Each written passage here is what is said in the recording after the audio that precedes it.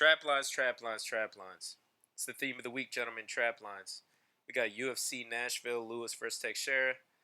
Welcome to Bird Dog MMA. We're gonna cut a lot of the fluff and get right into it, but we are coming off UFC 317. Card was phenomenal. I only got 2 fights wrong the entire night. Never did a podcast before, but it got to the point where I'm making friends money, I'm making family money, I'm sharing it with no, I'm just kidding. I'm sharing it with people, all right? And I'm doing these notes every week. I'm watching film every week, taking time away from the people I spend time with. You know what I mean? So it's to the point where even they're like, dude, you need a podcast. You need to go get a podcast. This is ridiculous. You're already wasting all this time. You're already locked into it. I think you need to go public. So I think it's greedy to not share. So I'm going to start sharing with you guys. All right? I'm going to start sharing these picks with you. We're going to cut a lot of the fluff out and get right into it. This is definitely one of those cards that's a bit of a minefield. There's a lot of heavy favorites. You're going to have to play your spots smart. There are a few spots I like. I'm going to give you a few parlays, some props of the week. I have 4 of them. And, we're degenerates over here. We bet every fight, or at least we try to. This is not a card you want to bet every fight. If you go into this trying to bet every fight, most likely this will be a catastrophic event for you. All right, so really be careful with what you do. If you lost money last week, some people did, do not try to get it back in blood. If you won a bunch of money, do not think you can triple it on this card. There's a lot of spots where these bookmakers are good, man. They're going to get you to overpay. And this is one of those cards where a lot of people I know, they're notoriously getting roasted on these cards. So we're going to keep this light. We're going to keep it smart.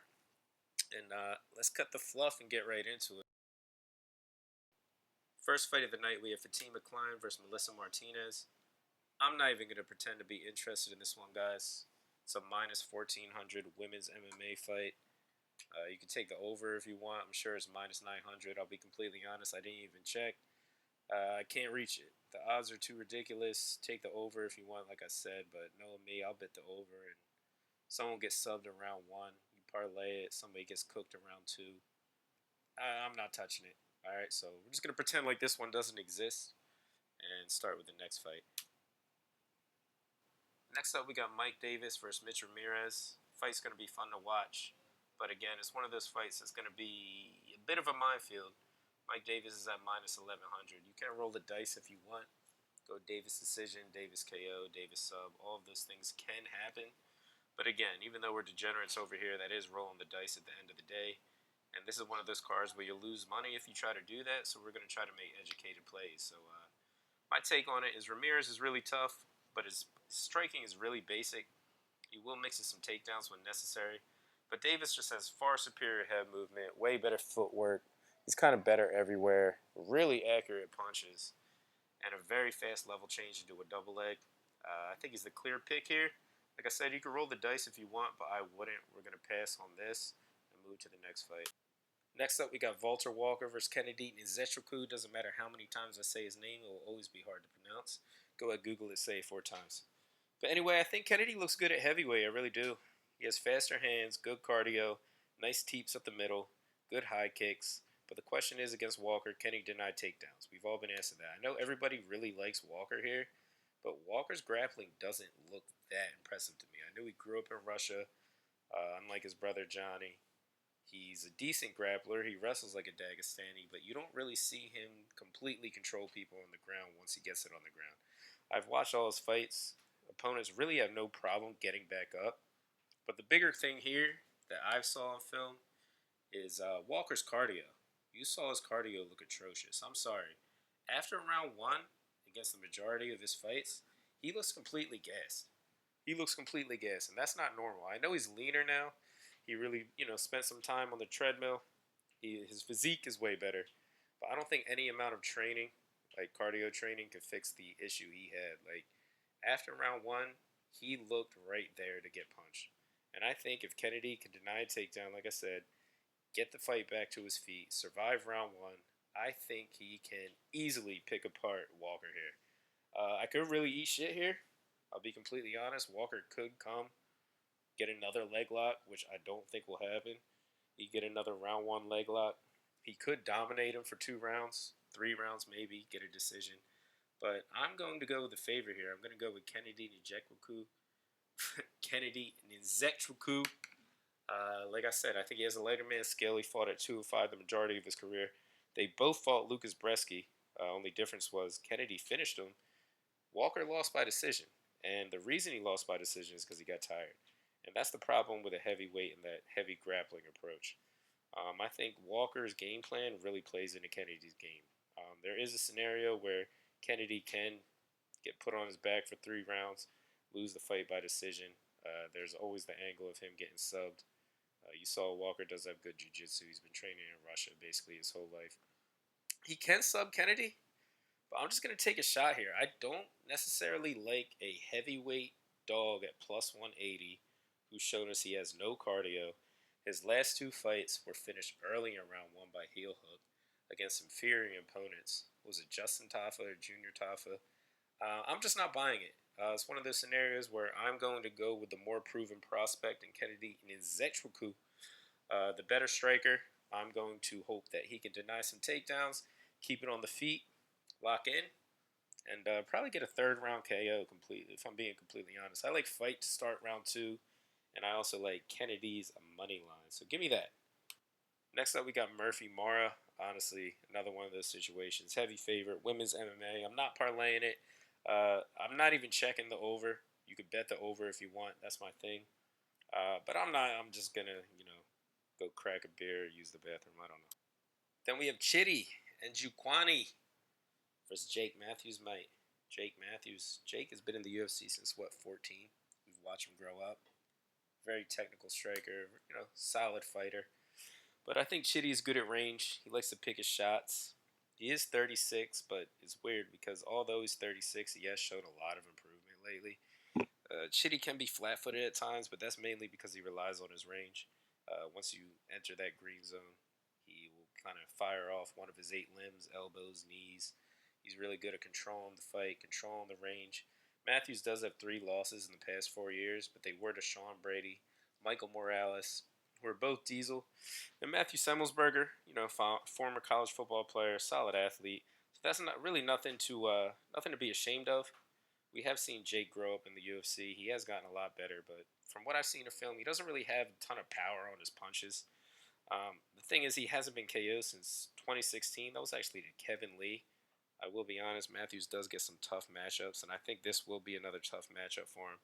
I saw a lot of people online betting Matthews. I get it. He is a dog. But Chitty, I just like, he's undefeated at 170. He's been coming down to 170. He's tall. He's long. I think he controls the range. I think he hurts Matthews when Matthews comes in. I think he has the defense that can negate Matthews' boxing style. Matthews can take him down. He can do that. But a little tidbit of information.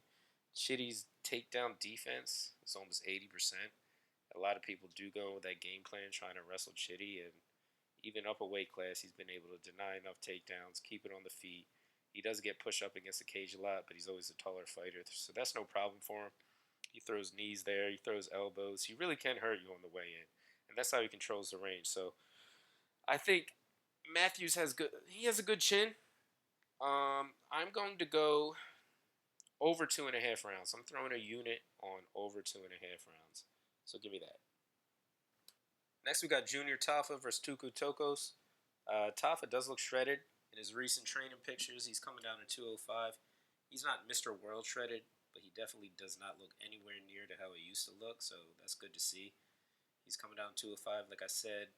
I think Tafa's takedown defense is underrated, and Tokos looks very unathletic. I couldn't find a ton of film on him, but from what I've seen on the feet, he kind of just looks like a statue. He's there to get hit. People keep saying he has this heavy grappling approach.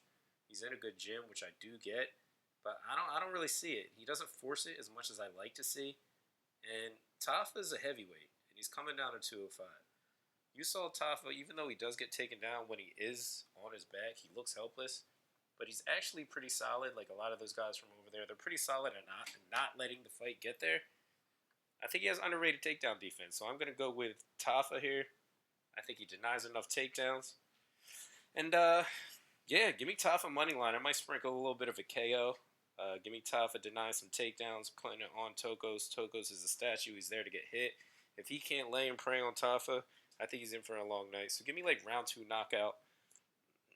and definitely money line. But I give the confidence on the money line like a 2.8 out of 5. All right, so I wouldn't hammer that. I might do half a unit, maybe a unit. Depends if I'm up at this point. But yeah, give me Justin Tafa. I like it. I don't love it. Next we got Vitor Petrino versus Austin Lane. I mean, what do I say?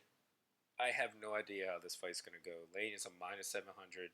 I might go Lane K. I'm sorry, Petrino KO.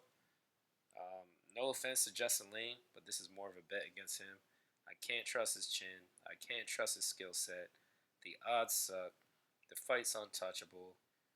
Not touching it, like I said. I may go half a unit on a Petrino KO because he's a madman who swings for the fences.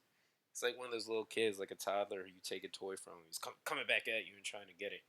Um, so we'll see. Petrino's going up to heavyweight. We'll see how he looks. Again, I know he lost already at heavyweight, but yeah, I'm gonna go Petrino knockout. Lane has shown that he's there to get hit. He is the taller fighter, but a lot of times those taller fighters, they don't really utilize their head movement. He's a former football player. He kind of relies on athleticism. He tries to be a grappler. I think Petrino's BJJ is better. I think honestly he can show that he's stronger. He's more explosive.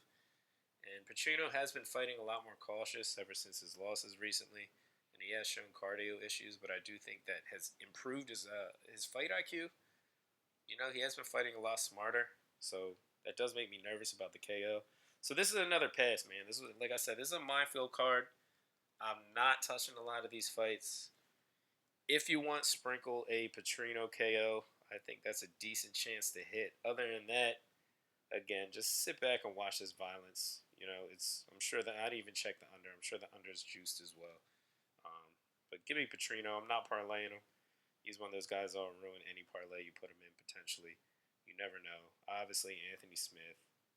We all know what happened there. So I'm not betting Petrino at minus 700. I'll see the odds on a knockout. I might go Petrino knockout.